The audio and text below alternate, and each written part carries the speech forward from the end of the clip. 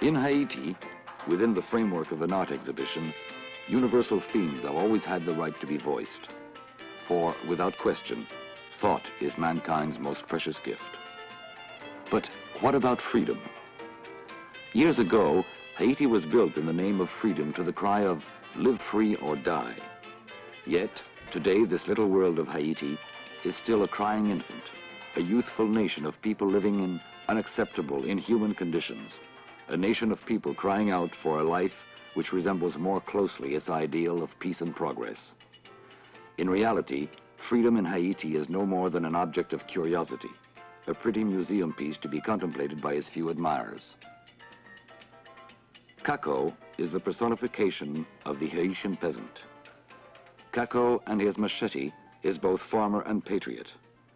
Teamwork comes naturally to him, and folk songs are his stimulant. He is industrious and passionate. He wants tools to work with. He wants to honestly earn a decent living.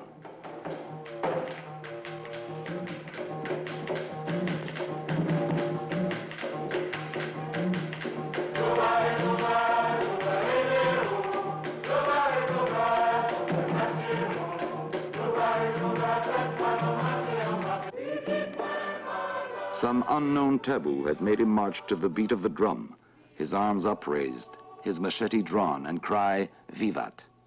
It has made him listen to words which are only words promising a better tomorrow.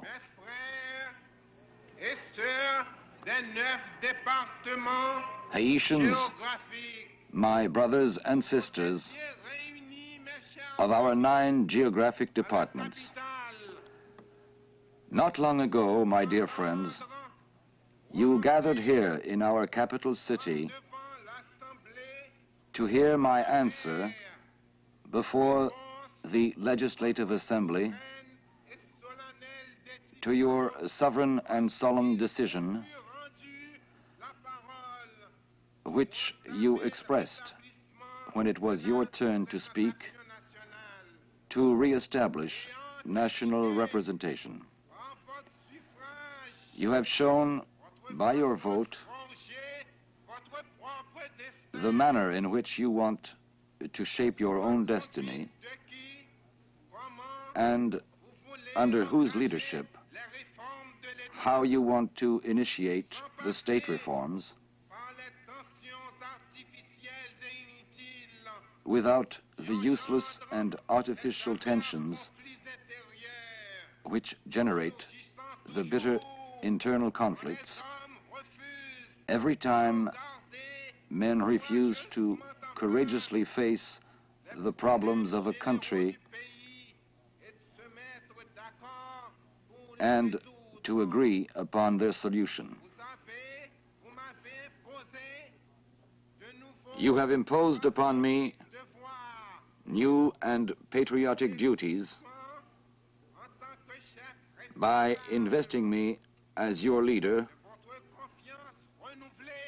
with your renewed trust in the essential and transcendent value of the acts and solutions set forth in your revolution of September 22nd, 1957.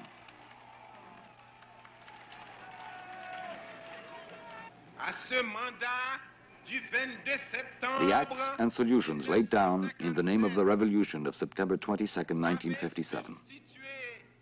The Constitution is abolished. The 2-chambered House of Representatives becomes single-chambered. The army is reviewed and reduced to almost nothing. It is dominated by the Presidential Guard, which is controlled by the personal militia of the President of the Republic. Civil servants, more often than not, are secret agents of the government.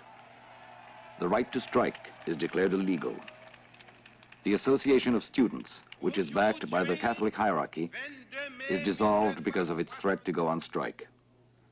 A student must become a mercenary of the state in order to register at the University of Haiti. The Archbishop of Port-au-Prince is exiled along with many members of his episcopal palace. The auxiliary bishop, his successor, writes a letter to the Catholic daily paper La Phalange, asking that the government lift the sanctions against the students. Consequently, he is exiled and the paper shut down. A third prelate, who has been expelled, finds asylum with the Apostolic Nunciature, the residence of the representative of Rome. The excommunication ipso facto of the President of the Republic and the members of his cabinet presents the problem of their not being permitted to attend the religious ceremony commemorating the new presidential mandate. The conciliary attitude of the representative of Rome on this 100th anniversary of the signing of the Concordate, which has not been renewed, determines the fate of ecclesiastic and religious life in Haiti. Faced with this event, the Haitian press sounds the death knell for freedom of expression in Haiti.